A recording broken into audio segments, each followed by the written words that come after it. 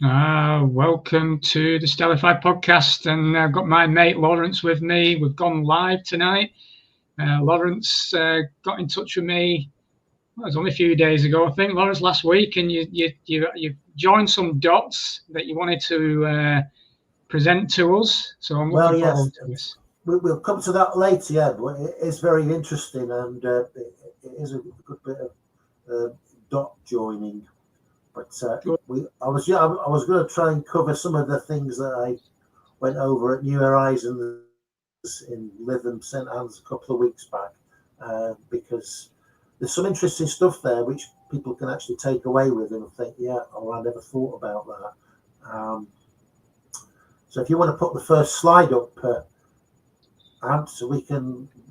Yeah, we may as well get started. There's a lot of ground to cover, but a lot of this stuff may be new to a lot of people, and a lot of people think I'm a complete nutcase, but I don't really care because there's nothing new, is there, Lawrence? You know what I mean? The thing is, the closer you get to the truth, the crazier people think you are. People that are out there think they've found a load of truth, but they've only scratched the surface, and absolutely. The more you'll cover, the crazier it seems. But that's how it is. For those that are jumping on or are watching later after the live, if you've not watched, me and Lawrence had a conversation not that long ago. It's on the podcast schedule playlist, and Lawrence talks about how we are the fallen angels, and this isn't our world. And really, we should be finding our way back to where we came from, in a gnostic sense, that we are the divine spark. So do you want me to bring up the first slide then, Lawrence? Did you say it was slide 6 on your... Number 6. If you just put number 6 so people can see where we're at the moment. Can you make that a bit bigger, Ant?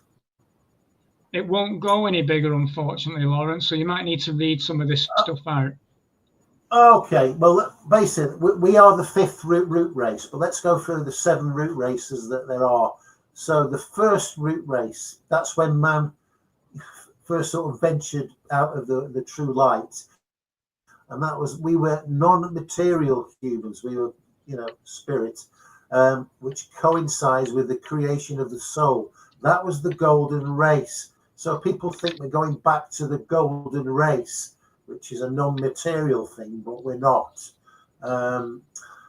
Well, we are in a certain sense. It depends whether you're staying here or whether you're actually going back home. But the golden race, you ain't going to have an avatar body. You're not going to be a flesh and blood individual. And then these are all sort of falling down. Then the second, that was the golden race. And then the second root race, that was also non-material, which coincides with the creation of the astral body. That was the silver race. And then the third is the etheric Adamian or Lemurian state. That was a totally etheric state. So we've got an etheric body, so we can bring the bodies up next. That was the bronze race. So these are various yugas that we're in. And then you've got the fourth one, the race of Atlanteans, the first incarnated in dense matter human race. This was the race of heroes. Okay. This fourth root race was the 12-strand DNA. Yeah. And in that, when we were in that particular the fourth root race, we could actually manifest things at will. We could create things at will, and they would appear. And we were creating all sorts of monsters that were running havoc on the earth. And that's why they had to flood it, because the humans were too powerful. Yeah, so we were downgraded into the 5th root race. Okay, this is the one that will end shortly, and this is the most dark period of all humanity that's ever been. We're in that race. It's going to end soon.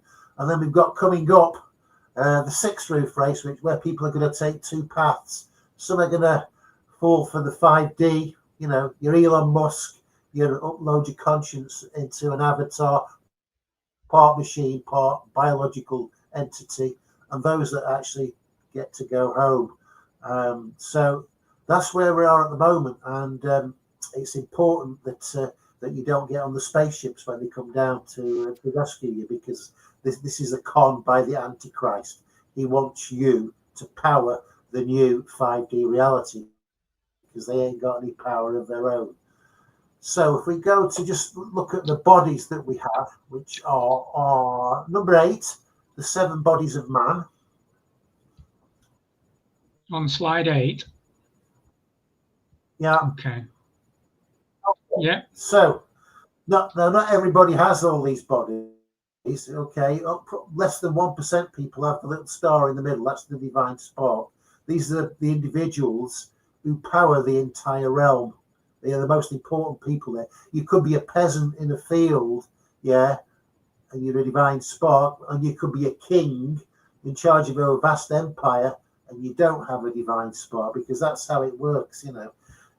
So people who've got the most bodies, they've got these 7 bodies, but very few have actually got all 7.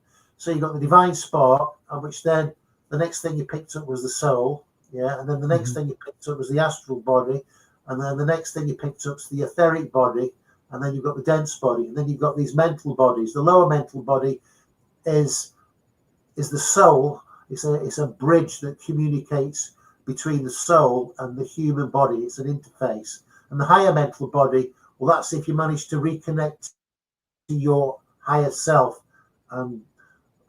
Maybe only a handful of people have ever done that. But these are the 7 potential bodies we have. Some people have got less, you know, because there's 3 types of human on the UK.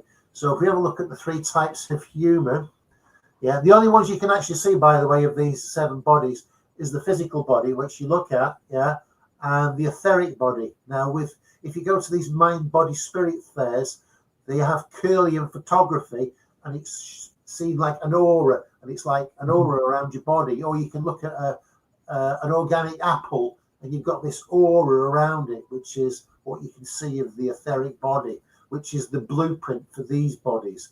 So people who have homeopathic treatment, yeah, the homeopathy is working on the lighter bodies. It's working particularly on the etheric body. That's why they have dilutions of 1,000,000 to 1, because the etheric body is considerably lighter than these very dense bodies that we have. So let's just get the next slide. Let me tell you which one it is. Okay. Not that one. Okay, number 9, the 3 types of man. Okay.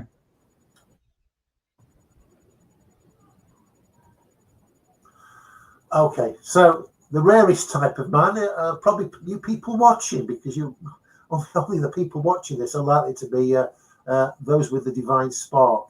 So they have a divine spark, and they have a soul created from the power of the mother, right? So if you're a divine spark, your spiritual mother is Sophia, and your spiritual father is the Christ. Yeah, they're your mother and father. They created the spiritual part of you, which is all that you actually brought here in the first place. This class of man unknowingly powers this entire creation, and we're less than 1%. And then you've got those with the soul created with the power of the mother, the Sophia, but their soul, like those with the divine spark, can be controlled by the invisible forces that created this realm. So these are the people that can be molded and manipulated to believe what the controllers of this realm do. Whereas we are the black sheep, the rebels, because we know it's obvious to us that they're talking bollocks and they're trying to con us. Yeah. And the most common class of people, these are known as common men with ordinary feelings and repetitive minds, but without a soul from the power of the mother, and they're totally devoid of any kind of divine spirit. These men, when I say men, they can have male or female avatars, form the majority of the population and are what are known as the non-player characters. And they're there primarily to make sure that the controllers, get their way, because we've got the ballot box. So the evil people can be voted in every time, because they control everybody apart from us divine sparks. They are animated by an artificial spirit, and are under the absolute control of the Archon creators of this realm. So that's what we've got, 3 types of humans. So let's move on to the next little slide, which is an important one because it covers the bodies. Right, number 7, Ant. Here we are. Okay, so I'm not going to go into what that says at the moment, but the thing is, most people, 120 years ago, nobody got cremated. Yeah, people were buried. Well, you might have some tribes, some wild tribes where, they would burn people. But if I said to you, Ant, yeah, how did they kill the witches? They burned them, didn't they? They burnt them. And how did they kill the Cathars? The original Gnostics. How did they kill them? But they burned them, didn't they? They burnt them, yeah. That's what they did. And of course, the witches would be divine sparks, and the Cathars would be divine sparks. So you may say, well, why did they choose burning as the cause of death? Well, the reason is when you burn the dense body, yeah, you take with it the etheric body because the two are connected. The etheric body is the blueprint to the dense body. And so when you pass away, you'll only have the time between then and a cremation to actually find your way in the afterlife world, trying to find a way out of sorts. You're not going to have long, because when they burn the body, yeah, the body that you're in, yeah, is going to get destroyed. And you'll move from the etheric body to the next lightest body, which is the astral body. And the astral body is the emotional body. Yeah, it's got no logic at all, and you ain't got a chance of getting. And it's that body that gets presented to the karmic review committee, where they play back things in your life and say, you need to go back and do better this time. And of course, the logical mind that you've got now and the logical mind of your etheric body, you ain't got that. So you ain't got a chance of actually getting out.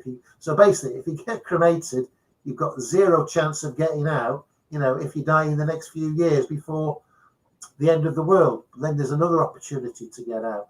And it's like the pharaohs. If you look at the pharaohs, what did they do? They mummified the bodies. And also the saints. The saints had their bodies preserved for special technology that they had, secret technology. And that's because the saints work in the etheric realm to work a few miracles down on earth. And of course, the pharaohs, they put a curse on the tombs, didn't they? Because, like Tutankhamun, all these people suddenly died afterwards because they broke into the tomb. And of course, the curse of the tomb is to stop people interfering with the body, because they wanted to give themselves the best chance of getting out of here. So that's basically it. If you're going to have a cremation, you want to be put on cold storage for 40 days, because that is supposed to be the time before the body starts. When the body starts to decompose, then the dense body starts to decompose. Then your etheric body, when you're in the afterlife, that starts to decompose. So the better it's preserved, the better chance that you've got. So that's it. Cremation or burial of the dead. Pick burial if you can, or if you can't, you're going to have to make some arrangements. So that's assuming that you want to get out of here. But you're not going to have much chance unless there's some divine intervention, which may happen. But who knows what's going to be happening in the next few years, because these people are not playing by. They say there's cosmic rules, but I don't think these people are playing by the cosmic rules. There seems to be subverting them. Lawrence, do you think do you think these people, the Bill Gateses of this world and the Donald Trumps of this world, they're aware of this kind of thing, where they have to be buried rather than cremated, or do you think they have that kind of knowledge? Well, if you look at the royal family and people like that, I don't think they get cremated, do they? No, that's true. They bury them. You look at what's his name? Who was that guy, the editor of the Daily Mirror, who fell off his yacht? Robert Maxwell. Well, he was buried, wasn't he? You know, it's the masses, of course, and of course, what they're hoping to do is to, you know, if we have the food supply that keeps this place going, then they want to reduce the opportunity that we have to get away. And of course, what we've got coming up now is the real end times, which is the real opportunity to go home. You know, because this is when there is divine intervention, not the God of the Matrix, but the you know, from the hyper universes, from where we come from. They are bringing this timeline to an end. Yeah, very interesting. That will manifest. It will manifest in all sorts of strange things, which the people who run this earthly realm will appropriate, like climate change. You know, so wherever you are now in the UK, you may well have noticed that we're getting some pretty freaky weather. Well, that's just the start of it. You know, the weather it's been terrible for years, though, hasn't it? Though, Lawrence, weather-wise, I mean, we used to have seasons, didn't we? Distinct seasons we would have. Yeah, and it weren't that long ago. You know, they're getting ridiculous. Well, at the moment, 50% of the United States is officially in drought. Yeah, I saw something about that. Yeah, you know, it's so, and of course that's biblical as well, which we can come on to later. But if I said to you, Ant, at some point in the next few years, if you're still here, you're going to get hailstones coming down that weigh 50 kilograms. You know, not little tiny things that just, you know, stick in the skin a little bit. Ones that, if they hit you, they're going to kill you. And they're going to, so can you imagine what would happen, if you were here and these hailstones were going down? What would you be doing? You'd be running for cover, wouldn't you? If there were hailstones coming down weighing 100 pounds in weight, enormous pieces of ice, Absolutely, you would. Yeah, of course you would, Well, that's down in Revelation. It's saying that's going to happen there. And obviously the powers that be who control this realm, they know that's one of the climatic conditions that want to be. And they don't want to be on the surface of the earth. So what are they going to do? They're going to build some underground shelters, aren't they? Yeah, so let's have a look at what that says here. Hang on a minute. Yeah, here it says. Just bear with me. And it says, and there fell, this is Revelation 16:21, and there fell upon men a great hail out of heaven, every stone about the weight of a talent, and a talent weighs around about 50 kilograms. And men blasphemed God because of the plague of the hail, for the plague thereof was exceedingly great. And we've got this one here. Just bear with me. That's not the one. There's a paragraph in the Bible which says all the kings and wealthy people, they all headed for caves in the mountains, which is which you can translate to being the DUMBs, the deep underground military bunkers that we've got now. You know, you've got the place in Svalbard where they've got the seed bank. Because this place gets devastated, they're going to need some seeds to grow, because maybe the place gets virtually destroyed for those on the surface, but then it'll start off again, maybe. And those that are in the deep underground military bunkers, they'll come out, and they'll probably have a few slaves down there with them, but they'll have all the technology and the knowledge that they've had from this timeline. And they'll start off again. And of course, because they've got the advantage of all the knowledge, they're going to call themselves the kings, aren't they? The kings and queens of the realm, because they've got all the knowledge, whereas everybody else is ignorant. So it's a bit of a mud flood reset, isn't it, that? Yeah, so you were talking about a mud flood recently on one of your videos. And that's what, there's pretty strong evidence that something did happen. But that would be like a partial reset. So they took out, swathes of certain populations, to get the numbers down or whatever.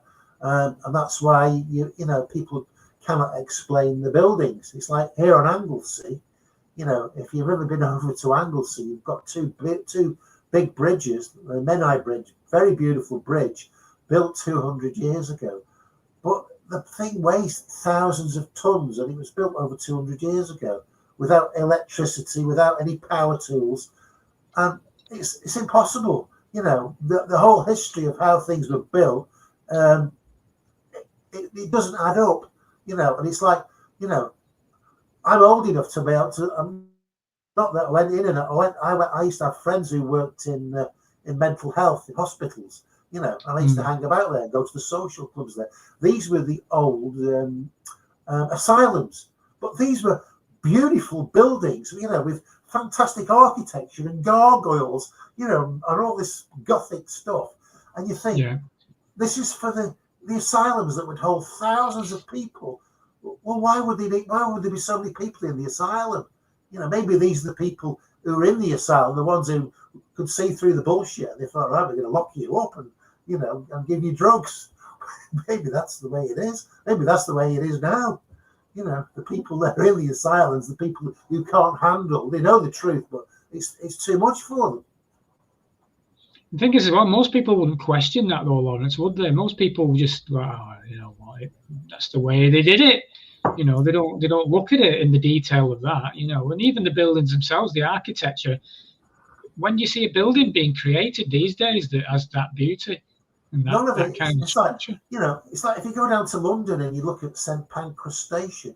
Well, I mean, I went down there when it was, you know, it was covered in bird muck and stuff like that, but now I believe it's all been restored now. But you could see, even though it was dirty, it was a beautiful building. But the ones they build now, the railway stations they build now, they're like a bloody shed. You know, this is what we come down to. So, you know, the question is, I mean, these things could be 500 or 600 years old for all we know. You know, and we inherited them, and they had to explain them. But it's like, you know, there's a guy called Dave Johnson.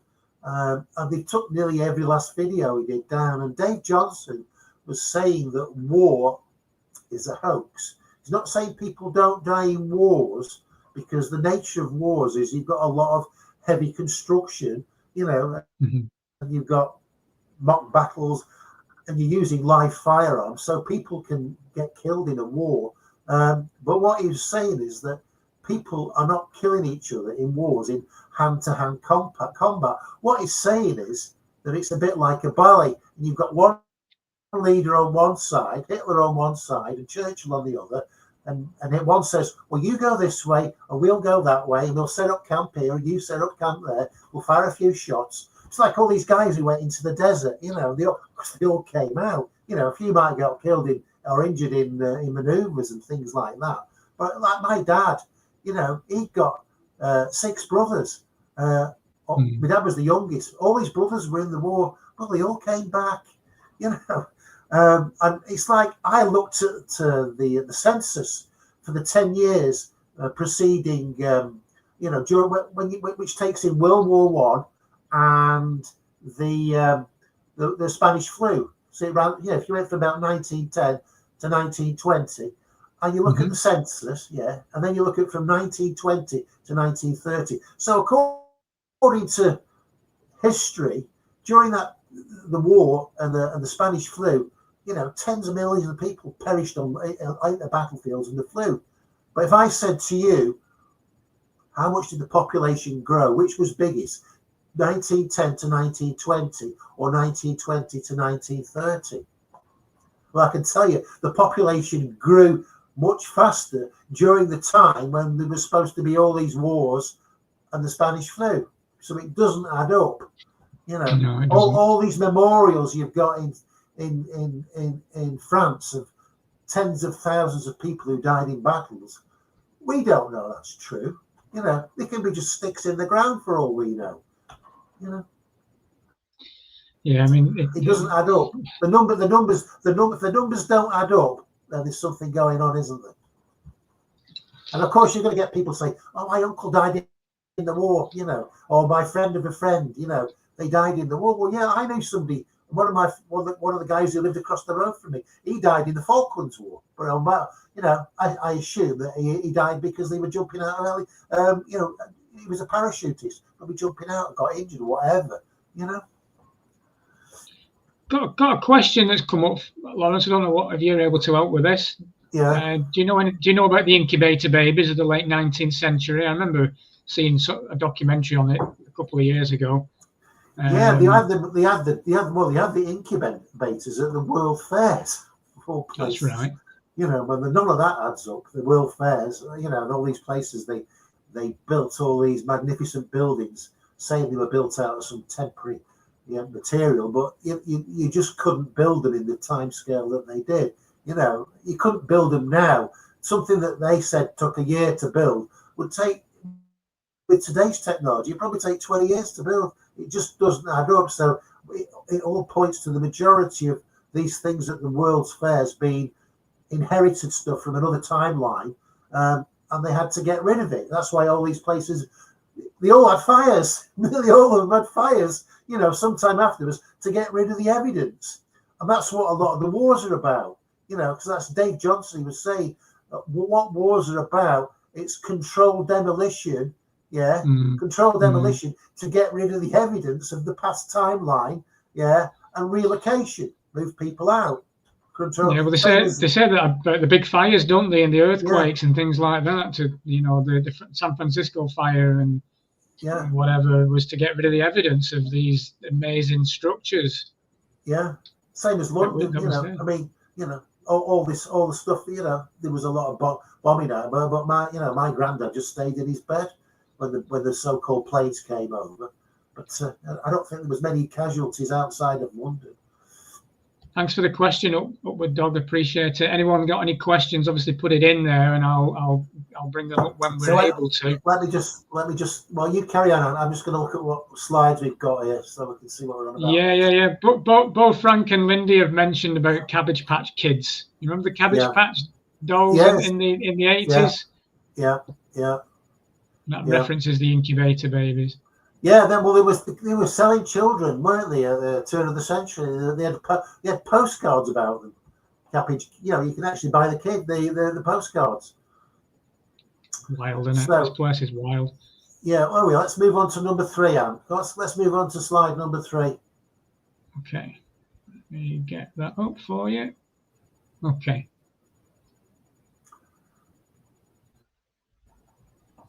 Okay. So appropriation.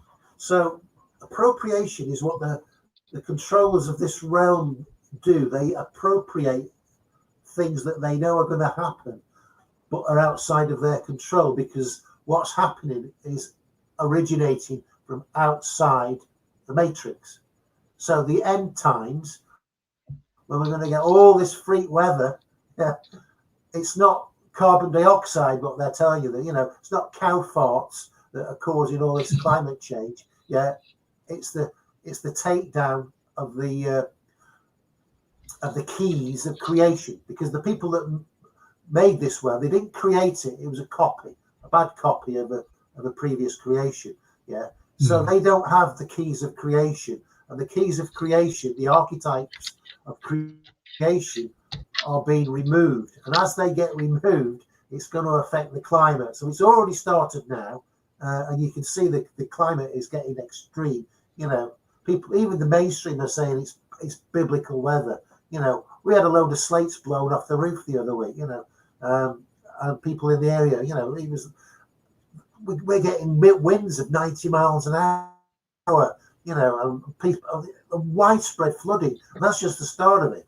Of course, the appropriation, what they did was appropriated the Christ, and created a new religion, which was nothing like the proper one, which is why the Cathars rejected, you know, what the Vatican, or whoever it is, whatever religion they came up with, you know, and they controlled what went in the Bible. And so most of the important texts never found their way into the Bible, though these are the ones that are in the Nag Hammadi texts, you know. And you got this guy called the Apostle Paul, who was an archon, in fact, and he was the guy who, you know, he's the guy who's got the most information in the New Testament, and he wasn't even one of the disciples of Jesus. You know, he never bloody met Jesus. So yeah, the Apostle Paul is a fraud, and he was the guy, you know, who was saying that, you know, that Christ is going to judge you. Well, Christ doesn't judge the flesh because he knows the flesh is weak, and it's not us. You know, so appropriation. So they are appropriate, and another thing they're going to appropriate. Yeah. So if you ask the viewers, they'll probably all get it wrong. I had it wrong. Yeah. But when you say, well, have you heard about Project Bluebeam? Yeah, yeah. The NASA and the United Nations, they're going to produce all these holograms in the sky of Jesus and all sorts of stuff, and aliens and stuff like that, because they want us to think, you know. And then they leaked it. Yeah. So basically, this Canadian guy, I haven't got his name in front of me, a researcher. Yeah, he was looking into it, and he got leaked all this stuff about Project Bluebeam, and he made a short book about it and what have you. And then to make it realistic, they murdered him, or said that they murdered him to make it a more credible story. And then it spread right through the truth community. And most of the people on Facebook, in all the truth community, they think Operation Bluebeam is these holograms. Well, it's not. What you see in the sky when it happens is real. It's real, because as they start to take down this matrix, you know, disassembling the matrix, the you know, the sacred archetypes of creation, as they start to take it down, what is hidden will become seen, which says in the Bible, you know, everything that is hidden will be seen. Yeah. So what will happen is, initially, yeah, these people occupy the same spaces, but we just can't see them. But they will become visible. So, you know, we're in a duality of good and evil. So the evil people are the ones, primarily evil, are the ones in the astral realm. Yeah. And the good people are in the higher part of the astral realm. Well, the evil people will be seen first. Yeah. And we'll think those are the aliens, because they're really ugly creatures. Yeah. And then we'll see later on, you'll see the good realm, the good part, the higher realm of the astral realm. You'll see the creatures in there, beautiful creatures, and they will be masquerading as the good people, our saviors. Yeah. Bring in the saviors, Lawrence. Bring the saviors in. They'll be wanting to round up the divine sparks and persuade you to get on the spaceships to go to this 5D realm. That's what's going to happen, and they'll all be under the control of the Antichrist. That's what's going to happen. New Age.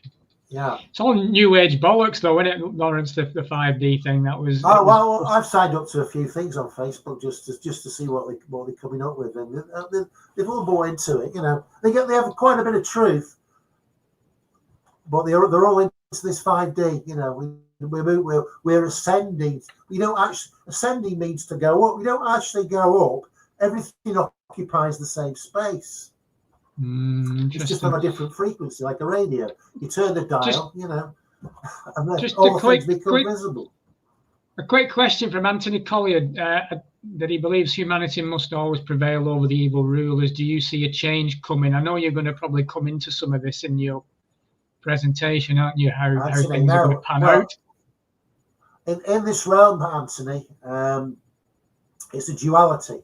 So normally everything balances out. So if you do a good deed, somebody somewhere else will do a bad deed to balance it out. That's how it works. You know, that's how it works. This is how the karma works. You know, good for bad, bad for good. It all works its way out. But at the moment, take a good look around. We have got an excess of evil over good. Now, nobody can deny that. You've got all the governments of the world. We're in a genocide program with these, yeah. Obvious to see, more and more people are, you know, dying suddenly. So we, you know, and then they're destroying all the food, artificial food. They're putting people out of business, and people are just focused entirely on technology. Everybody's walking around with these gizmos, these phones, and what have you. So there is an excess of evil over good. And when you get an excess of evil, let's imagine this was a computer board. Yeah. If you have an excess of negative energy fed into a computer board, it melts. And this this Earth is forecast to be destroyed by fire, which is seen in the Illuminati card when they call the tape runs out, and you can see the Earth splitting into two, and all the fire in the middle. So You know, in Lawrence, this world, this is something to look forward to, isn't it? in this, well, we're going to be seeing the Hunger Games in this world, mate, I'm telling you. You know, and cut these movies out. So this is what we could be facing. You know, you just got to have faith that, you know. Well, it's lucky we're going in a holographic fucking realm, isn't it? You know, it's God can never win over evil. It never has, because evil is always in control. So this realm will come back again, but it'll be degraded, because some of us are going to. When you get to the end of a timeline, which we've got, yeah, then a lot of the divine sparks are going to get out. Some won't, and then the timeline will go back. We go back to do not collect £200, go back to Old Ken Road, whatever, and it'll start again. And of course, the rulers will be the people who lived in these deep underground military bunkers. Why on earth would they do that? It's because they like playing kings. So let's imagine you've got the start of a new timeline, and it's back in, let's say it's in the 10th century. Well, these people in their deep underground military bunkers, they've got all their cell phones, they've got all their technology, they've got all the knowledge, they've got the seed banks up in Svalbard, yeah, they've got everything, yeah, and they'll have a few slaves with them, yeah, and then the population will start again, and a lot of the people that die come the end of this, you know, some of them will reincarnate in the 5D world, that's the second death, and some of them will reincarnate in this world, and they'll be the serfs, you know, under the king. So the people who have the knowledge have it from the start, and they will call themselves the kings and the queens and the rulers of everything, which is now because everybody who's in charge of the military, the religions, all your kings and queens, your corporations, the music industry, it's all run by evil people, you know. That's how it is. And there are glass ceilings that prevent people like us being successful in those areas, because, you know, we're too good. You know, you can't have good people. What you need is ruthless people in these things who you know, are not sympathetic to the feelings of others. They're just ruthless. You know, they're psychopaths, all of them. You know, your Bill Gates, they're psychopaths. There's an important message in that, though, Lawrence, as well, I think. There's an important message in the fact that the divine spark, it's about remembering who you truly are as well, isn't it? You know, we're constantly distracted by all the madness of this realm that we're in. So we never really we never seem to spend enough time remembering that, you know, or doing the inner work to find our true self. I know. But as the next few years go on, there's more and more divine sparks who are going to be aware of what's going on, and they'll be focused on the spiritual side of who they are. That's what's going to be important, and they'll be disconnected, from the attachments to the reality, which is hard. You know, you might have children, you might have pets, you might have family. You know, you have to disconnect on all your possessions. You just got to let all that go if you want to go home, because if you've got attachments to these things, these will be used as leverage to keep you here. You know what that reminds me of? The latest Matrix film, you know, where Trinity, she's got married. I don't know if you saw the latest one. She got married and she had kids, and there was a moment where she came across Neo, and it was like she had to let her husband and her kids go at that point, because she knew she had to go with Neo, because she remembered at that point. And then, but that's that what you say there, that's what it reminds me of, really. Well, even Christ said that. You know, he says, you know, if you love your children more than you love me, you ain't getting out of here. Your poor Lindy says she's not going to sleep tonight now, Lawrence. Lindy's not going to sleep tonight, so I'm hoping you're going to. Let's look at number 4. Slide number 4. Nice simple one. Number 4. Okay. So this is the Hoppy Blue Staff prophecy. You know, they've got this thing etched in the rocks. I haven't got the screenshot for that, where it shows that man are going to take 2 paths at this time now. You know, some are going to go into the 5D realm, big mistake, and others are going to get to go home. What they're saying is many will appear to have lost their souls in these final days. So intense will be the nature of the changes, be that those who are weak in spiritual awareness will go insane, for we are nothing without spirit. And in the end times, we are going to be getting the zombies. You know, even Amazon, if you look in their small print, they've got their provision for a zombie apocalypse. So the zombies are going to be the NPCs. You know, they will be there. Interesting. Yeah. Let's go on to the next bit. What we got? I'll come on to that one later. Nostalgia. Let's look at nostalgia, because you know, everybody now who's a divine spark, you should be getting these feelings that you want to go home. You know, you look at this world now. If you're a divine spark, yeah, you'll be saying to yourself, God, I'm glad I'm not young anymore, you know, because this is the last place on earth I would be wanting to bring children into. Well, you wouldn't, would you? Who'd bring kids into a world like this where they're going to be vaccinated to death, into a world where it's all technology and smartphones and, you know, and everything that they learn is a lie. So the word nostalgia in Greek, nostalgia is derived from the word nostos, meaning homecoming, and algos, meaning pain, essentially translating to the pain of returning home or homesickness. You know, so if you're a spark, if you're not feeling homesick at the moment, you will be. What slide are you on now, Lawrence? I was on slide 10, nostalgia. Okay, let me grab that up and people can see it anyway. Okay. Yeah, it makes sense to me. It's funny over these past few years where I've felt I'm not from this place, and it you know, especially since 2020, it's like, what the friggin' hell is this realm I'm in? You know, it's just insane. Yeah. You know, but like Callie's just said, she said, "Oh gosh, I want to go home." You know, and me and Callie have both talked about it. You know, in the past that we're not from here because we don't feel like we're from here. Yeah. Anyway, try slide 13, Ant. This is just a quick one. Okay.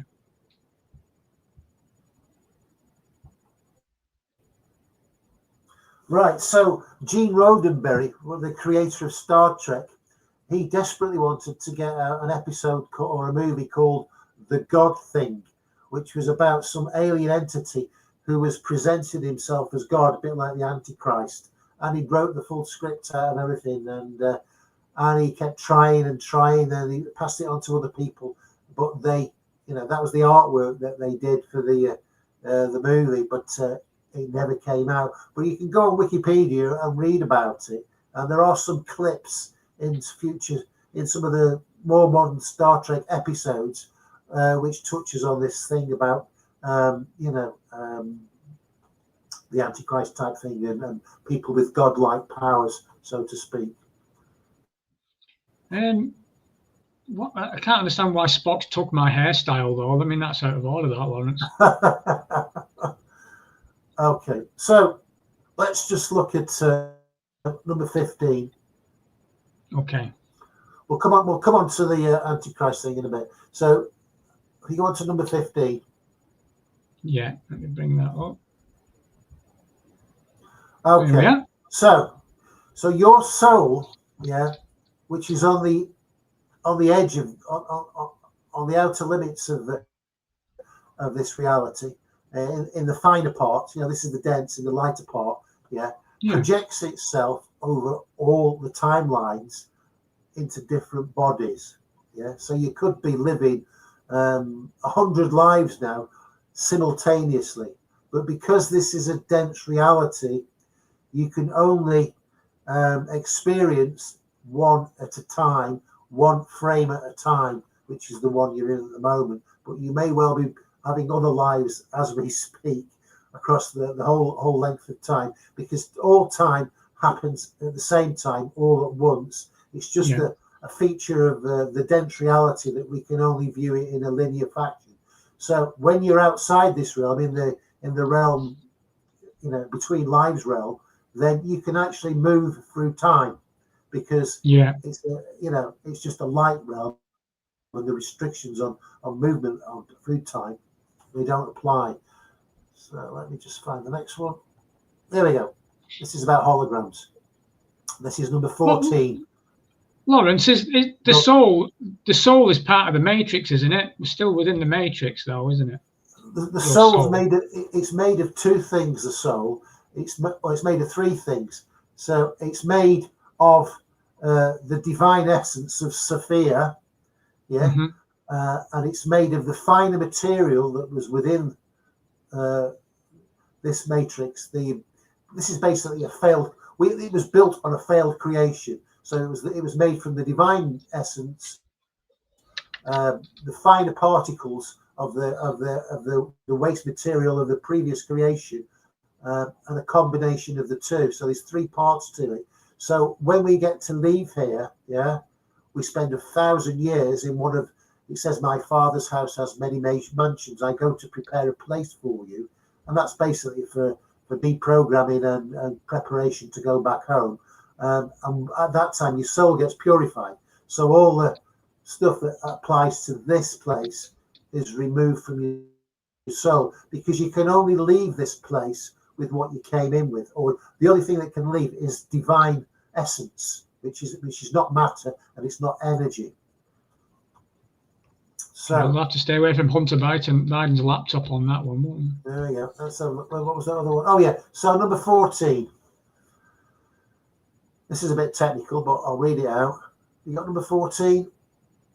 Okay. 14, so Now, this may sound crazy to some of you, but if you go and look at the videos for the holographic universe, and you look at some of the, it's sort of like quantum mechanics and stuff like that. Well, a lot of that is true. They're onto all this stuff. They're just not into the spiritual aspect of it. But this entire creation, including your body and your brain, is a hologram. And it's a projection, which means if it's a hologram, the prototype object must exist somewhere else. The soul is projected across the entire range of space-time, thus creating the various incarnations. To create holograms, we need a prototype object, a light source plus two light beams from the same source, and a flat, light, sensitive surface. So it's telling you in the Bible, in Genesis, first words that are uttered, it said, "Let there be light," and there was light. Well, the light was necessary for the holographic reality. So the soul is the prototype object. The light source is that of the demiurge, or Lucifer. Lucifer's known as the light bringer, who is the creator, and the flat, light, sensitive surface is the brain of space-time. In principle, the process of projecting a hologram is the same as projecting the entire material world. So we can do holograms now. They can do ones of a great big whale jumping out of an aquarium and splashing stuff everywhere. But you just don't get wet. So that's how far we've got with them. But outside of this realm, you're 10 times more intelligent than you are now. Much more intelligent. And these type of holograms, like what we are, seems far-fetched to you, but outside they're not. Okay, so the entire universe is based on duality. This is the tree of good and evil, which is also the basis of holography. The interference pattern of a hologram is the equivalent to the light, no light state that defines the entire material creation. Our brains act as holographic translators that decodes this holographic universe. So what you think you see out there, you're not seeing it out there. What is out there is energy of infinite potential, and that energy goes through your irises, into your brain, and your brain decodes it into the images that you see. So your brains are holographic translators that decodes this holographic universe.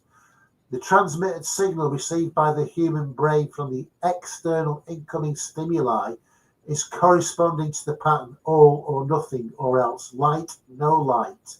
This corresponds exactly to the current, no current, binary operating mechanism of computers, the ones and the zeros, you know, the binary. To project the human soul, the flat light sensitive surface that receives the two light beams, which is the duality of the demiurge, is the equivalent to space-time. So that's quite mouthful, but if you look into it, you'll see all that makes sense. But if you see it for the first time, you'll think, oh yeah, what a load of bollocks. But it's no, all but they're saying it though, aren't they? Like I say, quantum mechanics is, you know, yeah. Science is bringing this forward now that actually we are the light, aren't we, in that respect? Because we are observing our reality, and it's light that does that, and it's all photons and waves, isn't it? Yeah. Nothing is solid. Yeah. Shall we go to slide 18 then? We'll look at the sequence of events. Yeah. No problem. Here we go. Okay. So this is how things are happening. You know, so you can actually start ticking these things off. So climatic changes are intensified. So that's why the powers that be have been bringing out this global warming bollocks since the 80s and the 90s, you know, and having all this, you know, you're all having the CO2 credits, and they get, you know, they're saying you've got to have these air source heat pumps and you can't use fossil fuels and all that sort of stuff. It's all bollocks. They're taking control of something that's outside their control. These climatic changes are the result of activity to take this matrix down, which has resulted in this crazy weather. Yeah. Okay. So the people in charge, so you've got the people in charge that are visible and those that are invisible. Yeah. Well, they need to escape this world the same as a lot of people here will want to escape it. Okay. And of course, it takes a lot of money to build these underground cities. So what do? They create a financial crisis and accumulate the money of the nation. So that's why all your electricity bills are going up. That's why the price of food is, you know, more than double now what it was. A packet of fish fingers now costs 3 times as much as what it was pre-COVID. Everything costs ridiculous amounts of money now. And they've created a financial crisis. And of course, the other part of that is the cashless bit, which we can come on to later. So the people that control this realm, they're preparing their own salvation, and they've got two means of doing it: the underground shelters, and these are the DUMBs, deep underground military bunkers.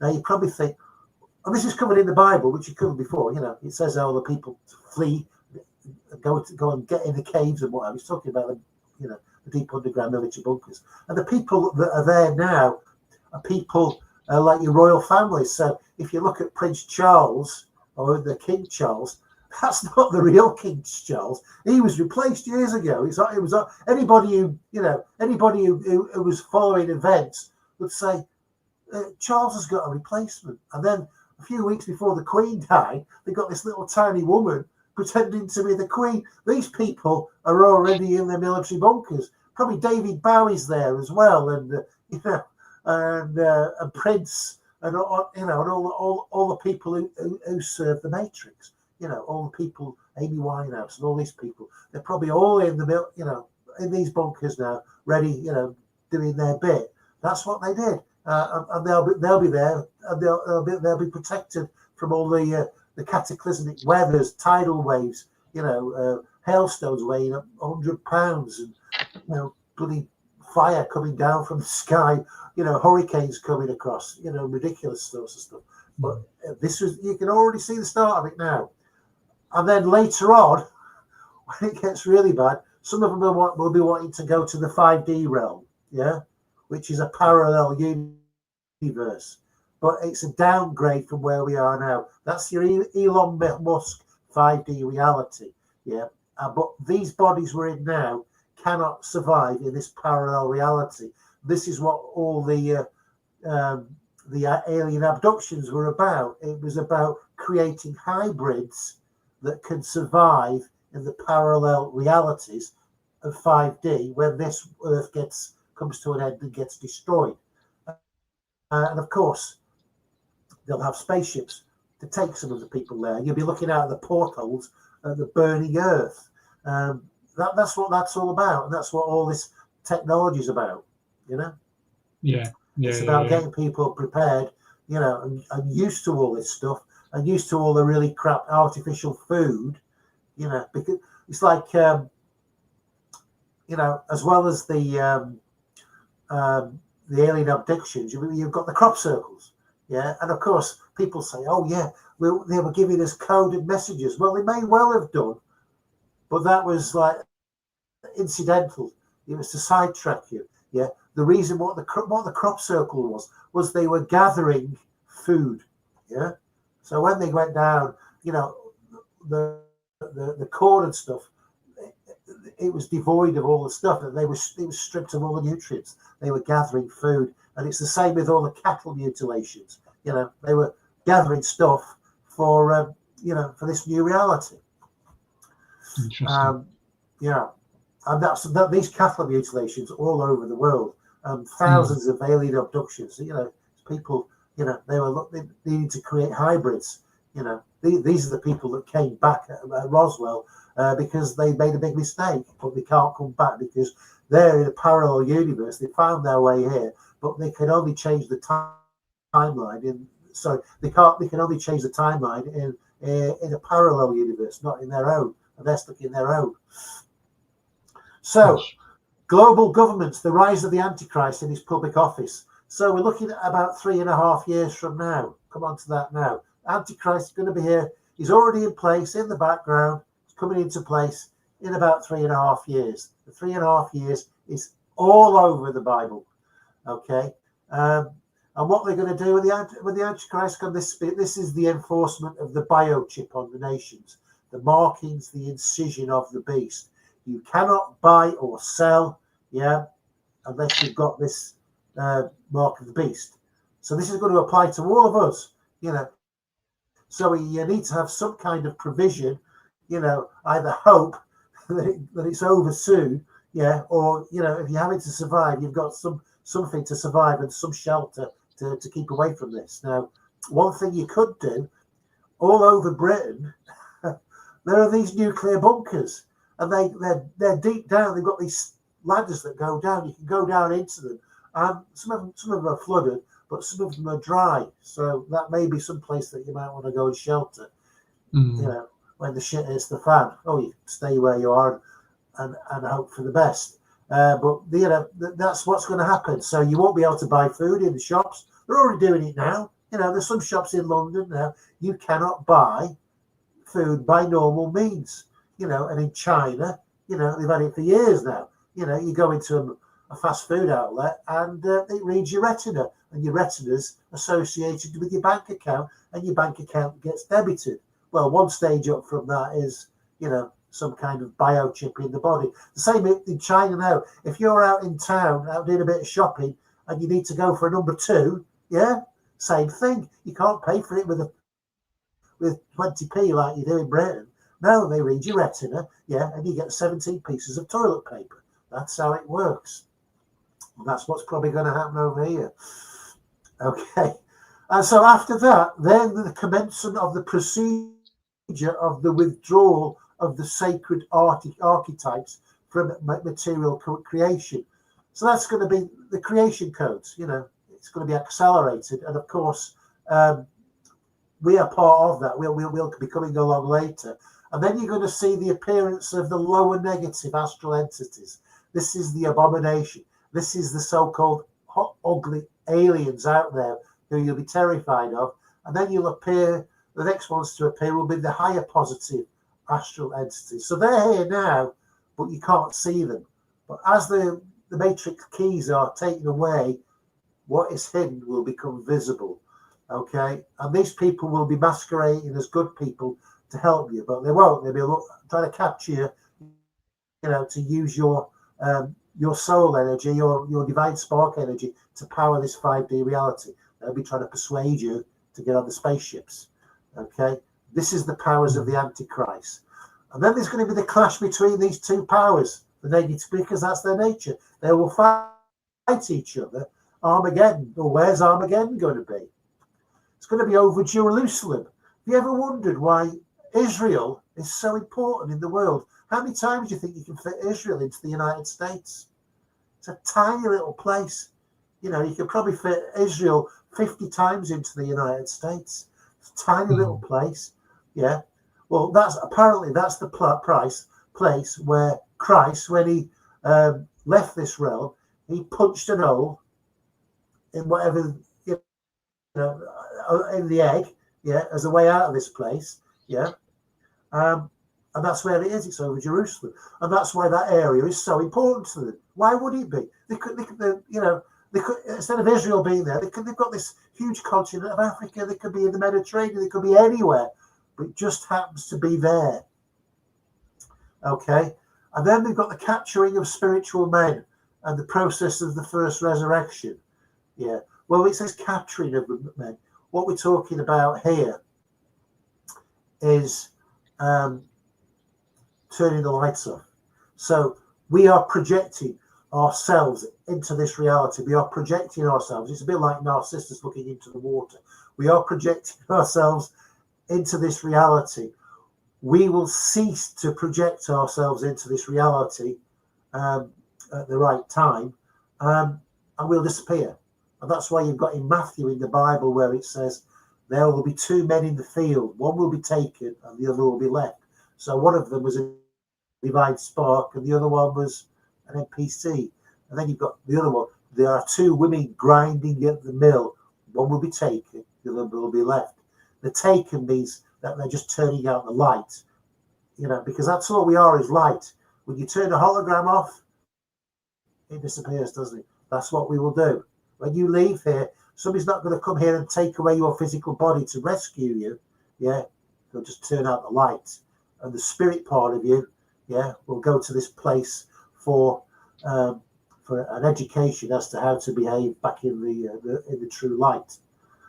And then you've got after that you've got the embarkation of the starships of all those who've not passed on to the first resurrection. Yeah, they'll be heading to what's known as the second death. This 5D reality, the power from that is from the few people that they've managed to capture, yeah, and the thought in it. So when you have a thought, yeah, that doesn't actually materialize into anything, yeah, all these thoughts move out into parallel realities and they haven't manifested, but it's energy that is trapped in there, and that's been accumulating for thousands of years. It's like an echo. So that provides some energy for this parallel 5D reality, but it's full. It's like you've cut off the take of the serpent, and it's still oscillating a little bit, but it's slowing down, and it's going to get weaker and weaker. That is what's known as the second death. And then Earth will collide with an asteroid or a planet X or Nibiru, which everybody was talking about years ago. And that's it, you know. And then those who chose to go for the 5D, they'll be disembarking into this 5D reality, which is a downgrade from this reality. And once you're in that one, you're pretty much doomed. You've got very little chance of actually going home. It's the biggest mistake you'll ever make. So the way that's put out there, Lawrence, it looks like we're already where 2 and 3 at least, aren't we? Yeah. And heading into 4. Yeah. Oh, it's all there already, you know. And of course, they're trying to start wars, which are probably not real wars. As long as you believe it's a war, you know. But these wars, all these wars they talk about, it's you know, it's a ballet. That's what it is. It's a ballet. You know, the numbers don't stack up. So, what else have we got on there? Anything else? Yeah, we looked at the climactic conditions. What's that? What's number 17? Oh, yeah. So go for number 17. Then you can see that one. Okay. That's what I was just talking about. So Matthew 24:40. Then shall be 2 in the field, the one shall be taken and the other left. So the one that's taken, it turned the light out, and the holographic projection is switched off for that one. So it's not going to be happening for everybody all at once. It'll be phased. 2 women shall be grinding at the mill. One shall be taken, the other left. These are just figurative. People can be doing anything. You know, you can be sat at your computer, you know, watching a video, and you'll just disappear. You'll think, well, what's happened? And it says, watch therefore, for ye know not what hour your Lord doth come.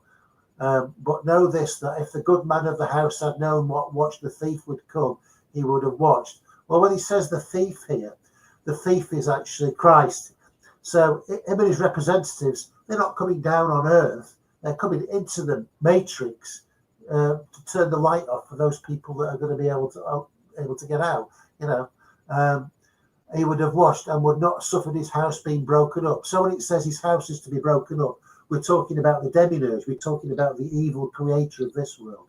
Yeah. Therefore, be ye also ready, for in such an hour as ye think not the Son of Man cometh.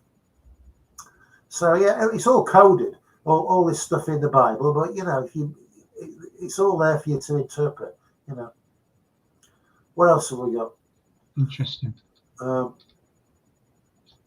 Events. Done that one. Oh yeah, right. Let's look at Donald Trump. Okay. Let's do it. Donald Trump. Well, it's really funny because I was thinking, you know. What slide is it, Lawrence? Oh, we can start with number 12. 12. Yeah. So Donald Trump. So there was a guy called John Panella who was very into all this sort of stuff, and he wrote these books. You can go and actually listen to. They're very good books. It's called The Divine Secret Garden, and it's telling you about all this sort of stuff. And he was adamant that Trump was going to be an incarnation of Elijah. I think he also said that George Washington was an incarnation of Elijah, and Christ said that Elijah was going to come back in end times. Yeah. So if Trump was Elijah and these are end times, then Trump is going to be the last president, isn't it? These are end times. He'll be the last president, yeah. Mm-hmm. And then so what came into my feed? The Baron Trump novels called The Last President, yeah. And the name of this president was Baron Trump. Well, if you read the book, it's like a repeat of what's happening today. And the president was Baron Trump. And where did he live in this novel? He lived in New York on Fifth Avenue. Well, where does Donald Trump live? Trump Towers. Trump Towers is Fifth Avenue, New York. So you think, oh, that's interesting. And then if you look at Elijah, yeah, it says in the Bible that he brought about a famine. He brought about a drought. Didn't rain for 3.5 years. And you think, well, what is there a 3.5 year connection for Donald Trump? You know. So let's look at that. Just bear with me. So I was looking for the 3.5 years. There we are. Where's it gone? There's no such thing as coincidences, is there? What's that? Is it there?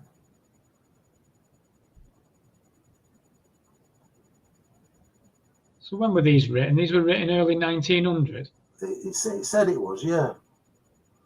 Did you not put that one up for the Trump one? All right. If anybody's listening now, yeah, go to, and then you can put the answer in comments. If you go to, let's have a look, and you can do it, Ant. Go to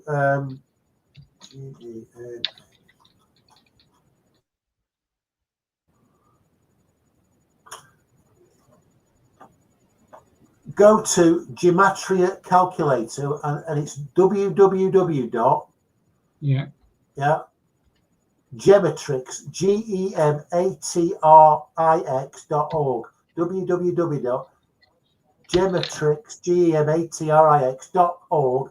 Yeah, and type in Elijah, the name Elijah, ELIJAH. Yeah, and then see what comes up, because it'll bring some other ones down with the same number. Tap it into your phone if you can bring it up on your phone or your computer. Hold on, let me. I'll tell you what I'll do. I'll share my screen in a different way. Let's see if I can bring it up. Share screen. Okay, so how are you spelling it? E-L-I-J. Yeah. Type in calculate gematria. Click on calculate gematria, and then scan down. Pan down. Keep going. Results. Keep going.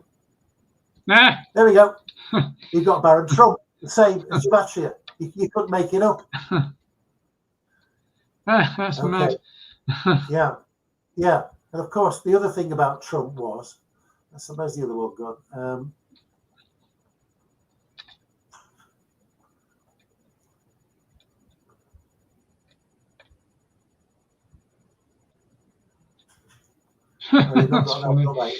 There's another book that's been published about Trump. It's called Trump 3.5 Years. Let's see if I can find that. You have to bring it up. There's another book anyway, which is telling you all the connections of Trump. There we go. Oh yeah, right. Yeah, I've got one here. I'll send it to you on Facebook if you like, and you can send it up. Can I put it on your Facebook and you can send it? Send it to me.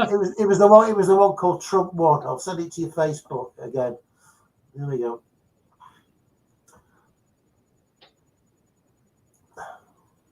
The dog's scratching to go out. I have to go and let him out in a minute. That's the good thing about lives, isn't it? There we go. Come on.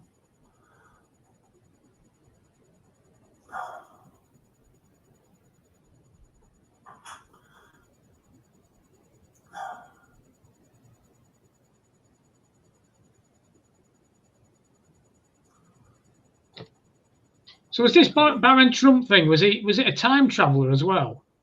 That was one of the other books, yeah.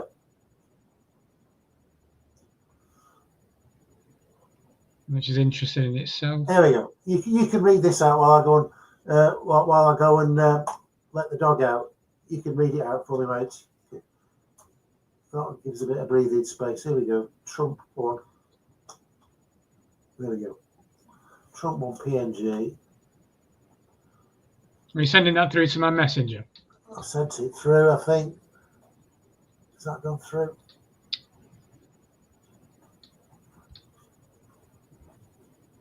Is that what it is, Anthony? Baron Trump's Marvelous Underground Journey? No, it's not that one.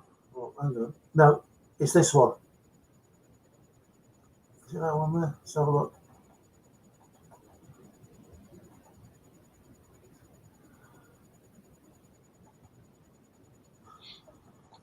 Nothing's coming through yet, though, Lawrence. Okay, mate.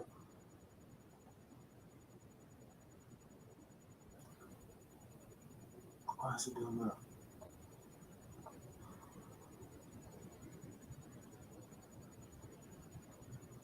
Well, while you're looking, has anybody got any questions for Lawrence? If you do, feel free to type it in. Hang on. This is the only one. Let's have a look. This is the one. It's called Trump Countdown. Let's have a look. See if that'll come up. Right, you've got it. You should get this one now. Trump Countdown. You can read that one out because I've put some text on it. Where have you sent this? To your Facebook.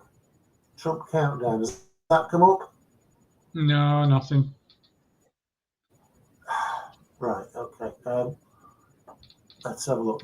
Can I share a screen from here?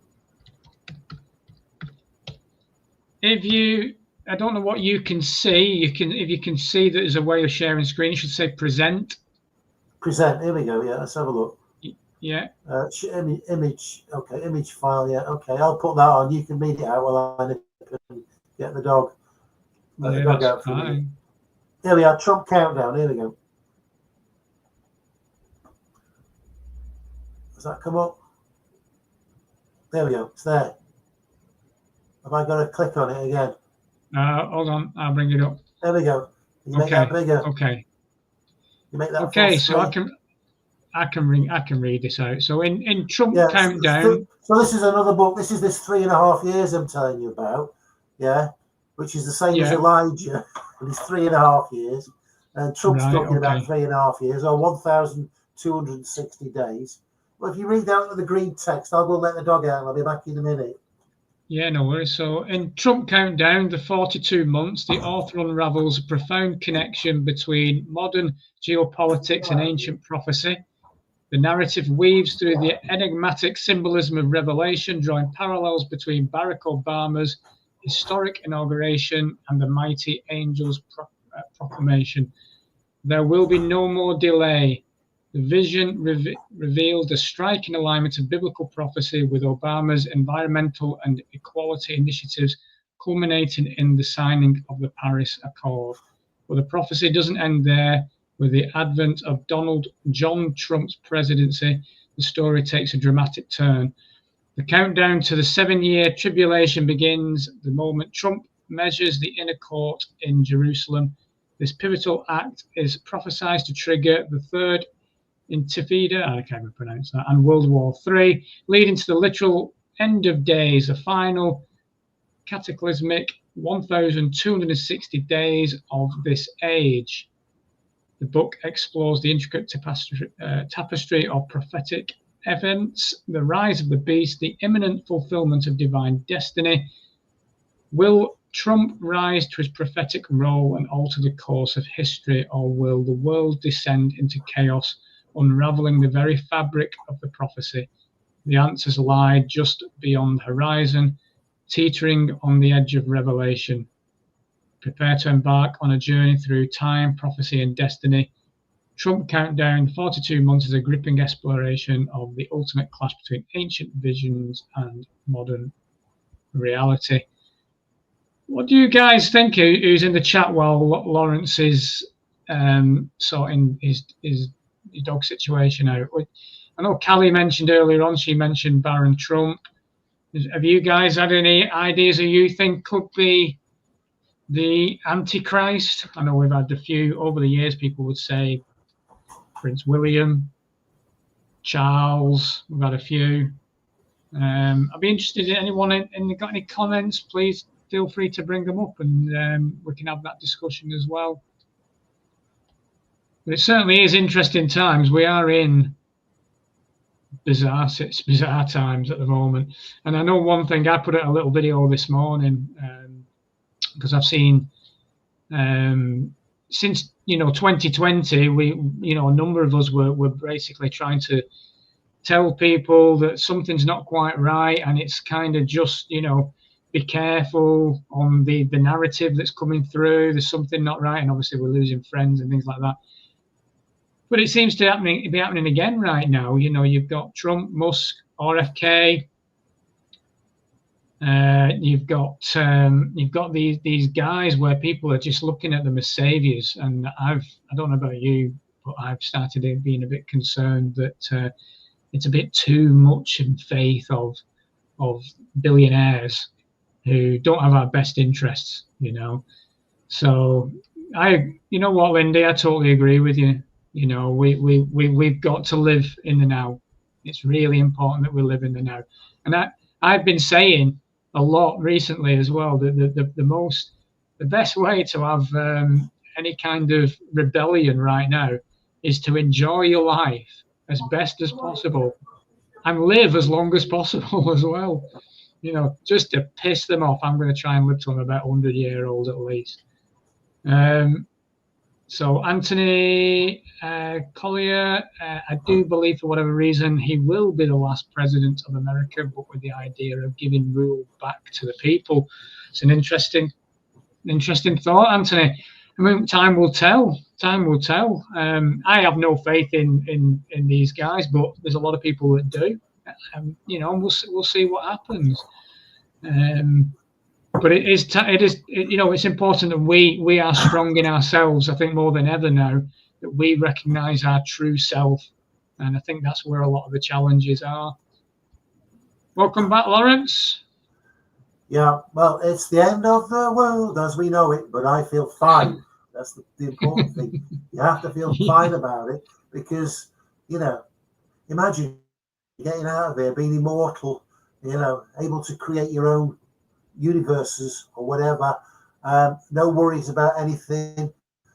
All the murdering of all the animals to feed people, all that stops, you know, because, you know, we're in source. We don't need food as such.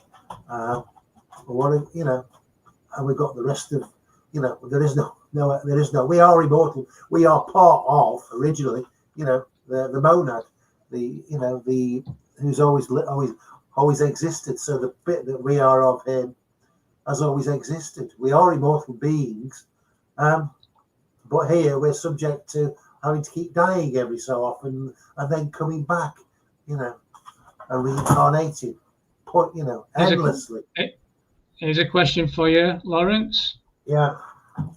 What steps do you take after death to get out of the simulation? That's from Loz. Thanks for the question, Loz. Well, all you can do is lose your attachments for this realm. If you love this world, you'll be coming back. The chances are you're going to be coming back, and coming back here, or certainly don't get on the bloody spaceships, you know, because some of the people who die may they may reincarnate in this 5D reality. So I would say, you know, try and make sure you stay alive for the next 5 or 6 years at least, so that you may well have the chance to actually get out without having to go through the death realm, you know, because that is a horrible place. That's run by the archons, you know. There's the good ones and the bad ones, but there is no real good in this realm, you know. It's all, you know, the good's got bits of bad in it, and the people that are really bad got a little bit of good in them. That's how it is. It's a crazy world.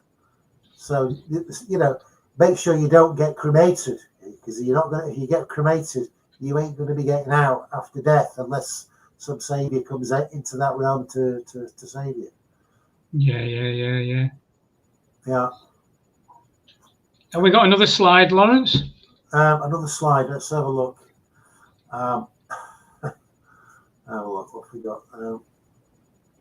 You're right, Anthony. There is something weird going on for sure. And I don't believe in coincidence. Everything happens for a reason. I've got about, looked at about 18 of those. Let's have a look. The dot thing. Oh, hang on, what's that? Oh yeah, let's start looking at this. Number 11. Number 11. Okay. It's a bit of Bible stuff, but it's telling you about, you know, we're talking about end times and how long it's going to be when you're in end times, because people just think it's some distant point in the future, but we're in it now. Do you want me to read this out a bit, Lawrence? Yeah, and then we'll just read each one, and then we, you know, go on. Okay, so the Bible contains many mysterious statements that have been interpreted in different ways. One of the greatest mysteries lives in the book of Revelation. In chapter 11, the two witnesses are spoken of who will prophesy against the Antichrist in Jerusalem for 1,260 days. Revelation 11, I was given a reed like a measuring rod and was told, go and measure the temple of God and the altar with its worshippers, but exclude the outer court. Do not measure it, because it has been given to the Gentiles. They will trample on the holy city for 42 months, and I will appoint my two witnesses, and they will prophesy for 1,260 days, clothed in sackcloth. They are the two olive trees and the two lampstands, and they stand before the Lord of the earth. If anyone tries to harm them, fire comes from their mouths and devours their enemies. This is how anyone who wants to harm them must die. They have power to shut up the heavens so that it will not rain during the time they are prophesying, and they have power to turn the waters into blood and to strike the earth with every kind of plague as often as they want. So that's the one of the two witnesses is Donald Trump. I'd say that he's one of the two witnesses. Doesn't mean he's a good guy, you know. He's a faux good guy, yeah. You know, faux, as in, you know, not really good, you know, pseudo good, these are the words you want to be using. He's a pseudo good guy. So if you look at what Trump's doing, he's doing some, on the face of it, good things. He's been talking about chemtrails. Yeah, first ever to talk about that, or hinting about it. He's been doing away with all the different genders, so it's just male and female. Saying he's doing away with all that. He's talking about stopping fluoridation or letting people, remove the fluoride from the water. And there's quite a lot of other things he's doing which will appeal to the so-called truth community. He said, "Oh, Trump's doing some good stuff, good old Trump," but he's not. He's a pseudo good guy. He's one of the two witnesses. That's interesting. Do you want me to carry on reading this, Lawrence? Yeah, carry on, mate. Yeah. Revelation 12, a great sign appeared in heaven, a woman clothed with the sun, with the moon under her feet, and a crown of 12 stars on her head. She was pregnant and cried out in pain, and she was about to give birth. Then another sign appeared in heaven, an enormous red dragon with 7 heads and 10 horns and 7 crowns on its heads. Its tail swept a third of the stars out of the sky and flung them to the earth. The dragon stood in front of the woman who was about to give birth, so that it might devour her child the moment he was born. She gave birth to a son, a male child, who will rule all the nations with an iron scepter, and her child was snatched up to God and to his throne. The woman fled into the wilderness to a place prepared for her by God, where she might be taken care of for 1,260 days. The woman was given the 2 wings of a great eagle, so that she might fly to the place prepared for her in the wilderness, where she would be taken care of for a time, times and a half a time, out of the serpent's reach. Yeah, so time in the Bible means a year. Times means 2 years, and half a time means 6 months. So that's your 2 plus 1 plus a half is your 3.5 years again. So it's this 3.5 years is coming everywhere, and it's also in Daniel. But if you want to carry on, mate. Yeah, okay. The beast was given a mouth to utter proud words and blasphemies, and to exercise its authority for 42 months. That's number 42 again, isn't it? It opened its mouth to blaspheme God and to slander his name and his dwelling place and those who live in heaven. It was given power to wage war against God's holy people and to conquer them. And it was given authority over every tribe, people, language, and nation. All inhabitants of the earth will worship the beast, all whose names have not been written in the Lamb's book of life, the Lamb who was slain from the creation of the world. He performs great signs, awe-inspiring acts, and making fire fall from the sky to the earth right before people's eyes. And he deceives them, uncoveted ones who inhabit the earth, into believing him because of the signs which he is given by Satan to perform in the presence of the first beast, telling those who inhabit the earth to make an image to the beast who was wounded fatally by the sword and has come back to life. And he has given power to give breath to the image of the beast, so that the image of the beast will even appear to speak and cause those who do not bow down and worship the image of the beast to be put to death. Also, he compels all the small and the great and the rich and the poor and the free men and the slaves to be given a mark on their right hand or on their forehead, signifying allegiance to the beast, and that no one will be able to buy or sell except the one who has the mark, either the name of the beast or the number of his name. Yeah. So assuming that's going to be coming, in the next few years, you're going to have people who queued up for the vaccine are going to be queuing up to have the mark of the beast, so they can carry on buying shopping and food and stuff. That's what's going to happen, and we're going to have to say no, because if you take the mark of the beast, then you're doomed. Mm-hmm. So we're not going to have any food unless you've made some kind of provision. So it's important that that you've got a bit of food stashed away for a few months at least. Get fasting as well, Laura, and start learning how to do without it a little bit as well. But you know, obviously these people renege on their promises anyway. The evil rulers of this earth, you know, they're supposed to be cosmic rules that they're supposed to go along with, but they didn't go along with the one about Christ, because when Christ gave his blood, that was supposed to be in exchange for letting all those divine sparks go back. Well, they reneged on that promise, so we didn't get to go back, did we? You know, so this thing about the mark of the beast. Now, I'm not saying this is the case, but I'm starting to think, you know, I've seen some videos, and whether they're true or not, where people are going around with these detector things where they can pick up Bluetooth, and they're picking up Bluetooth on people who've died after the vax. It's like they've got some chip in them already, which is giving out a Bluetooth signal. Have you seen anything to do with that? And what is that? Why is that there?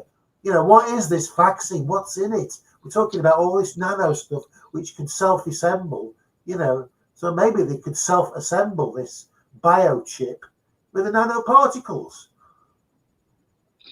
Well, they've definitely got technology that's out of this world, isn't it? I mean, look at the way AI's come about so quickly. You know, they're so far ahead. They've got technology that we can't even dream up at the moment. I know, but the mark of the beast is supposedly something that you have to consent to, you know, so you can buy and sell. So maybe there is something else coming along. Maybe the vaccine is just a means of because those that have had it, then they may well have the means to, you know, turn things on and off at will to reduce the, because they've got to cut the population down anyway, because they can't take everybody with them to this 5D place. There's too many. You know, you've got 8 billion people, most of which are NPCs, who ain't much going to be used to them anyway, are they? Because they, you know, there's no spirit within them. They, you know, they're just biological robots, aren't they? Yeah, it's a good point. I mean, I think the problem is with during that period of 21 kind of thing, a lot of people didn't consent to. A lot of people, well, they did consent, I suppose, because they went ahead and chose to get it, didn't they? But there were a lot of them were pressured heavily. But I suppose in a way they buckled. I know. Well, it's bad when members of your own family have done it. You know, I know. Despite you saying to them not to do it, and they do it anyway. You know, then you could say, well, they had due warning not to do it, but you know, but I don't think these people can be punished. I think it has to be consensual for people to have this mark of the beast, whatever it is. But I don't but it's going to be so obvious to us. You know, you can't buy and sell unless you queue up and have this thing inserted in your arm. They'll come up with some excuse for people to have it. How else are they going to do it? Well, this is the rise of the transhumanism thing. Well, the transhumanism agenda that's coming through, Lawrence, kind of feeds its way into that point, doesn't it? We've got all the stepping stones now for this, because, you know, I've got a cell phone that I didn't want. I don't use it for phoning people, but I've got a cell, and the reason I've got a cell phone is I buy things online for my little business, and they have to send me a code to prove who I am. And the only way they can send me a code is for me to have a cell phone where they send a number, then I tap it in on my computer. They won't send me an email. I had to get a bloody phone. So we're being forced slowly to go along with this technology one way or the other, aren't we? Yeah. It's definitely that way, Lawrence. It is definitely going that way. And everybody's got it. All the kids, every last, you know, probably all kids over the age of 10, I've got one of these bloody phones, haven't they? That does everything for them. Well, I've always said that it's the generations that are born with the phone in the hand that's got the biggest challenge, really, because it's so addictive as it is.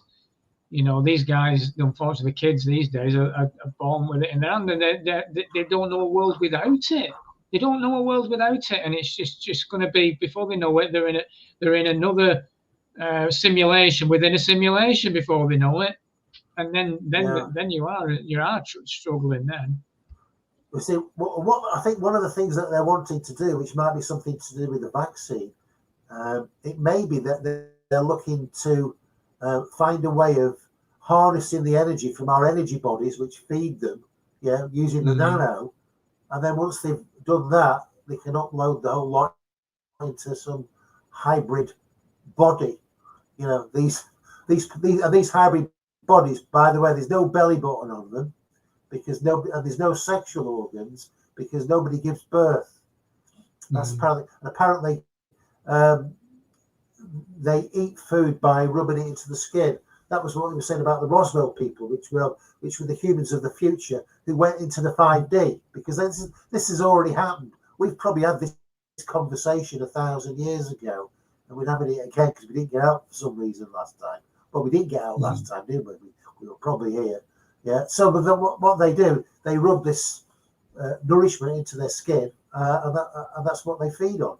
But they're really ugly creatures, you know, the ones with the big old and black eyes and stuff like that, and the flimsy arms and whatever. That's the fate that awaits people who go for the new age 5D. They have to have these new bodies to exist in the 5D reality. So no matter how bad it gets here, don't take in what the saviors tell you, because they're going to be there, you know, in your lifetime. Yeah, Callie's just put that up. I don't know if you can see that, Lawrence. Yeah. Meta death verse. Yeah. The dream within the dream within the dream. Soon the next gen will not know fact from fiction. Fallen angels are in androgynes, so they worship that, for they are legion. Yeah, I know. It's certainly a spiritual war, Lawrence. It's definitely a spiritual war, mate. Well, I know we've just got a bit of breathing space at the moment, you know. So, you know, we're not getting hassled at the moment, but they're still doing a little tiptoe around, aren't they, to bring things in slowly and surely, trying to persuade people to do things that you know, and to impoverish us. You know, I mean, we got conned into, well, it was beneficial, but we got one of these air source heat pumps, yeah, and our electric bill in the winter, you know, this is supposed to be the latest technology. It's costing 400 quid a month for your lecky bill here. Wow, bloody hell. And the thing is, in the Houses of Parliament, yeah, they tried to install them and it was freezing cold, so they've scrapped them for the Houses of Parliament. But us lot have to have them, and all new houses now have to be given these air source heat pumps, which are all but bloody useless. You know, half the time. Yeah. You know, forcing people to have things they don't want. Yeah, you're not allowed to burn wood either, Lawrence. Don't burn wood, you'll get £5 grand fine. Like whatever, fuck off. I know. I mean, all this bloody recycling that they don't do, it all goes in landfill, doesn't it? Yeah, very little bit gets recycled. Pretty sure it don't. You know, it's. Have we got any more questions? Well, so what if you let's look at the other evidence that, you know, where we're at. So we've got the technology. You know, the technology is running rampant, isn't it? You know, it's way beyond a lot of us to actually, you know. I mean, I remember in the 90s when I had a mobile phone then. And you could talk. You could just say phone Jim, and Jim, you associate Jim with a number, and you could phone somebody. That was like in the 90s. Now, God knows what these phones can do now. I haven't got a clue.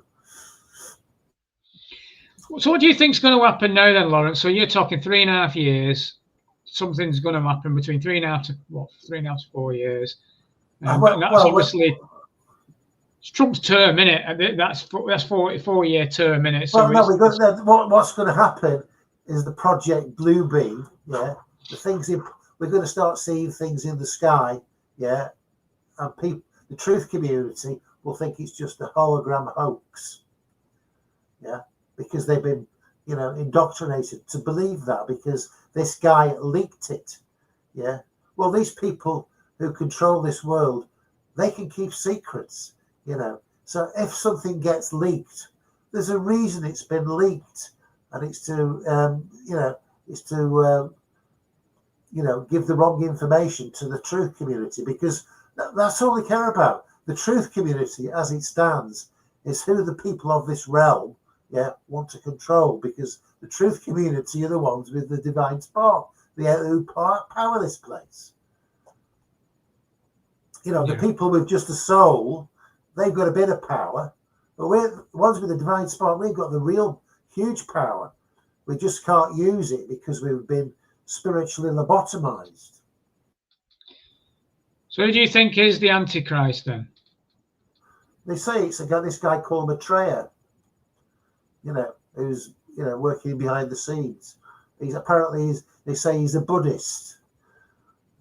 So yeah, there may be more than one Antichrist, but there'll be somebody. All the governments will, because you can see across the world, all the governments are fucking up big time, aren't they? Look at this government. Yeah, it's embarrassing. They're an embarrassment to themselves. Even there's a few MPs with a bit of decency about them, and they can see. They probably think, "What the hell's going on here? What's going on? All these crazy policies that they're bringing up that don't make any sense." But they go along with it anyway. All this climate change bollocks that all the councils are going on with, all these electric cars, none of it makes any sense. And people have had enough of it. Are they not buying electric cars? They're not having them, even when they reduce the price, because they know as soon as they bought it, it's worth bugger all, because nobody wants to buy a second-hand one because they know it loses their charge after a couple of years. It cracks me. So we live right near a petrol station. We live right near a petrol station, Lawrence. And you see these guys. You see these guys in the electric cars, and they're sat in the car for about 3 hours trying to charge the fucking car up before they go anywhere. I know, and everybody's going to be so impoverished, because the money. When you start taking money out of people's pockets, people get pissed off, don't they? Because they have, they're having to decide. Well, do I warm the house or do I buy some shopping to eat? And that's how it is for a lot of people now. These people will welcome a world government that brings in all these promises to, give them more money or whatever, in exchange for the biochip, of course. We need to keep control of the money, but we'll give you plenty of money, Oh, yeah. As long as you have this little biochip, in your wrist or whatever. It's only the size of a grain of rice or whatever. That's all it'll be. It'll be about 3 mil long. That's it. People will say, "Oh, that's nothing," and they'll go for it. Mark of the beast won't be mentioned. You're right about politics, though, Lawrence. I mean, it's more ludicrous by the day, and it in a way, it's like it's such a soap opera. It's so ridiculous. You kind of. You'd be better off watching Coronation Street at the best of times. It's probably more realistic. It's that ridiculous. I know, and they're inventing things as well, aren't they? The whole Trump and Zelensky facade the other day was just pantomime, isn't it? I haven't watched it. And then Zelensky and then you got Starmer and Trump, and then Zelensky and Starmer, and it's just panto season. But what it's done, Lawrence, it's worked in a way because it's split people up again. People are divided again because they're arguing with each other. And not only that, I've noticed these past couple of days, people are scared again because they think the kids are going to end up getting taken to war because of the madness of over the weekend. It's like I can't even listen to it because I know it's a pantomime and it's pointless. I'm not going to take it seriously, And then you've got them buggering about with the food, haven't you? Big time. Now I'm not a meat eater anyway, but there was this an organic chicken farm. I don't know whether it was for eggs or whatever. There's this organic chicken farm, a big chicken farm, and they've said it's got a few of them have got the bird flu, which is bollocks anyway. There's no such thing as a bird flu. It's all bollocks. And they sent the vets in, and they're slaughtering, tens of thousands of chickens. And they're doing stuff like that all over the world because they're shutting down the farmers and the entire food supply. So all we're going to be left with is this fake food, which nobody wants, aren't they? That's what's happening. It's so obvious what they're doing. And like in Holland, they're shutting all the farmers down. That's why you have them huge protests, miles-long tractors. The Dutch didn't want it. I don't know what's been going on there now. But that's what they're doing, isn't it? And in America, 50% of the United States is officially in drought, which means they can't grow anything there. Are they going to have food shortages? You bet. If it carries on like that, And Yeah, well, it's all by becomes design. there's not going to be any water. There's not going to be water. We're going to pay, 60 quid a month for crappy water. I know. It's bad, isn't It's it? ridiculous. Yeah, it's utterly bonkers. So going back to your slide 18 again, and just having a quick look at that again. So, because it mentions here about the global government, and we've heard this before, the new world order and the one world government and all that kind of stuff. I mean, it seems, I don't know what people think, but it seems very obvious to me at this moment that they're certainly pushing for a European kind of allegiance at the moment, aren't they? That whole. It's war games, isn't it? So they get people to enough fear, people will jump at the chance at like the migrant thing, for example. People will ask for a digital ID. They'll want it because they'll be like, solve the problem for me, Mr. Government. Solve Mr. Stanley, you got to solve it. Yeah. And that's the other thing, because we know all this is coming in the near future because we're going to have this one world police force or army, call it what you want, which is going to be staffed by these young lads who have come over from Eastern Europe or wherever it is and have been put up in hotels all over the country, all over Wales and over in Ireland as well, thousands of them at the taxpayer's expense. And these are people, they're probably soulless individuals who will carry out the orders of the one world government of the United Nations, call it what you like, because your own people won't do it to you. You're not going to start carrying out ridiculous orders, which is what they're probably going to do. Why? If these people were sort of, seeking sanctuary here, asylum seekers, then why is it just men between 20 and 30? Where are their children? 100%. Where are their wives? There are none of them here. So it's obvious that there's another agenda with that. 100%. But you know what is apparent though? The police, if you remember back in 2020, 21, even if the rules are ridiculous, they still turned on the people. Well, they did. They still did. And it's all brainwashing, or like you were saying before, NPC behavior, or the fact that I don't know that they're not divine sparks or whatever, but the hive mind, they just follow orders. They just do what. But that's the thing with the police, and the police do not want intelligent police officers. So if your IQ's too high, you never get in the police, because they can't have people who can think for themselves, where they can say, this is wrong, why are we doing this? They just want people who are going to follow the orders, however absurd it is, and carry them through. And you can see all the videos that were coming out, the absurd videos where, somebody's sat in the park having a sandwich and they're getting bloody accosted by a police officer for eating a butty in the park. It's pretty absurd. It is absurd, yeah. And well, we'll see what happens, Lawrence. But has anybody got any questions for Lawrence before we wrap anything up? If you have, please just send it through. But Lawrence, that was great. It was very, very, very interesting. And we are in the weirdest of times. And things just seem to be getting faster and faster at the moment. Well, that's the thing about time, because it says in the Bible, and it says if it wasn't for the shortening of time, little flesh would survive. That's what it says. So if you think back, it's been over 5 years since this COVID shit started. Well, that's the fastest 5 years I've ever seen in my life. Unbelievable. 5 years, isn't it?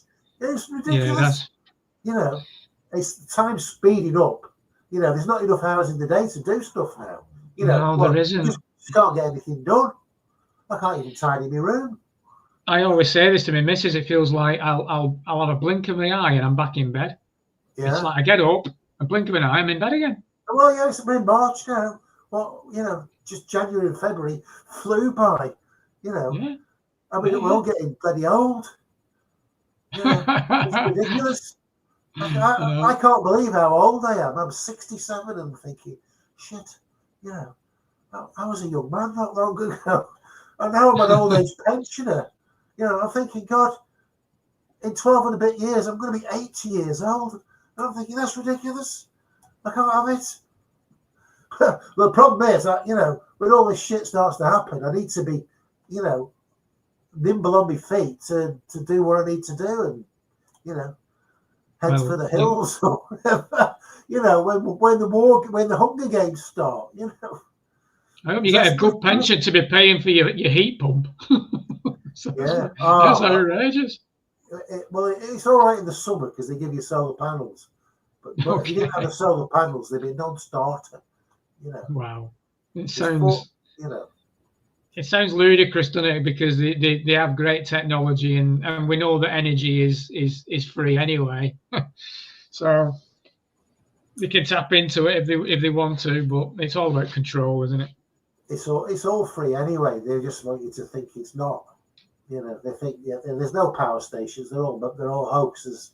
There's no freaking power stations out there. They took my video down on that. Oh, did they? It's obvious. You know, all the pylons from all the power stations, all the coal-fired power stations that were, all the pylons are still there, even though the power stations are not there. All the nuclear power stations that shut down, all the pylons are still there because that's where the power is just pulled from the atmosphere. You know, atmospheric energy. You know, it's obvious. It's what they're doing. You know, and all these wind farms, I'm not even sure that it's connected up to anything, because how can you budget for electricity when there's no wind? You know, you can't say, oh, we'll run the entire country on wind and solar. The sun don't shine, the wind don't blow. There's no power at all, is there? So you can't budget for it. So you need to have enough from whatever they have anyway. You know, and this wind stuff's ridiculous anyway. You look where I'm in Anglesey now. This stuff's everywhere. Half of them bloody broke. They're not turning. You can see them all in the distance. You know, some of them are turning, and sometimes they've all stopped. But half of them are broke, and when they broke, they don't fix the buggers. They just leave them. They're hideous as well, aren't they? They look hideous, and they're everywhere. But you go and look and try and find out how they get connected to the grid, and all you'll find at best is an animation. There's no proper, you know. If you want to find out how they make biscuits in the factory, you can go and see a picture of it, and you can see the biscuits being made, you know, or chocolates at Cadbury's. But you want to see how they can gather the electricity from these wind farms. No, you're not going to see it. You know, I think they're just for show. Is there anything else you want to bring up, Lawrence, or are you happy you got everything out? Unless anybody's. We've been here a couple of hours, haven't we? What time did we start? 8 o'clock. Yeah, maybe a couple of hours. Appreciate your time as always, Lawrence. It's like that thing, you know, that the Wayseers Manifesto that was popular, you know, 15 years ago. What we have to do is comfort the disturbed and disturb the comfortable. That's what we got to do. Well, it's our job then, isn't it? It sounds like a good mission to me. Because anybody who's too comfortable has to be disturbed, don't they? You know, people who are set in their ways. You know. Well, we're here to nudge them at least, aren't we? Come on, guys. Well, it's hard, you know. And then if they don't listen to you, it's too bad. At least they were told, you know. Everybody's going to realise there's something very badly wrong before long. Yeah. The insanity is just. I mean, people think it's bad now. Yeah.